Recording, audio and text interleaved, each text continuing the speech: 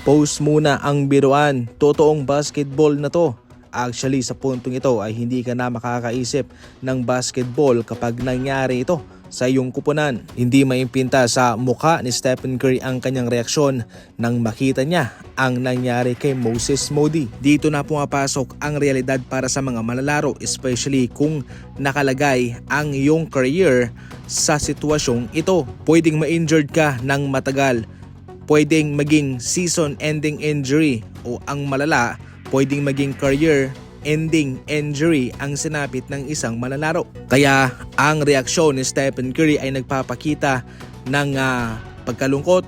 Siyempre naawa siya kay Moses Moody, magaling na manlalaro, at sa ngayon hindi pa natin alam kung ano talaga ang kanyang totoong sinapit. Sa paggawa ko ng video ito ay wala pang update patungkol kay Moody.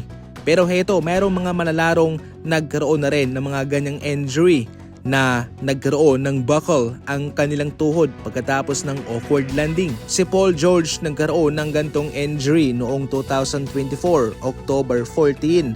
Nagkaroon din po ng buckle ang kanyang tuhod katulad kay Moses Moody.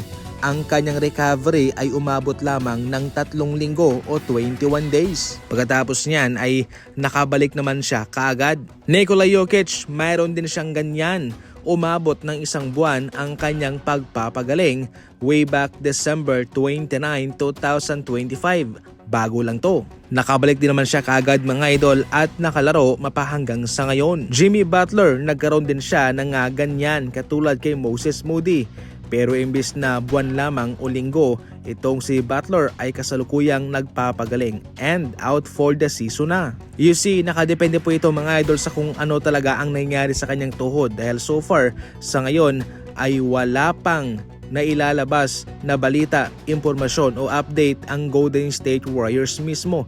Magkakaroon po yan ng MRI test, isasilalim sa X-ray at anumang mga test para malaman ang recovery process nitong si Moody.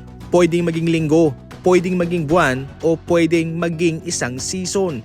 Kaya ating ipagdasal na sana ay magiging okay lang itong si Moody sapagkat career niya ang nakataya sa injury ito.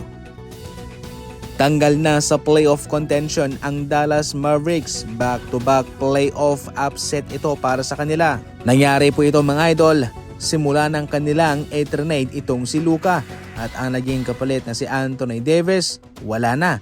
Nasa Washington Wizards na. Mahirap mang intindihin yung ginawa ni Nico Harrison pero marami pa rin ang naniniwala sa kanya na kung sana healthy lang sina Anthony Davis, Kyrie Irving ay tsak na magagawa niya kung ano ang kanyang pinaplano. Subalit hindi po ito nangyari. Tinapos na rin kaagad ang Dallas Mavericks ang kanyang pamumuno at kaagad na sinibak.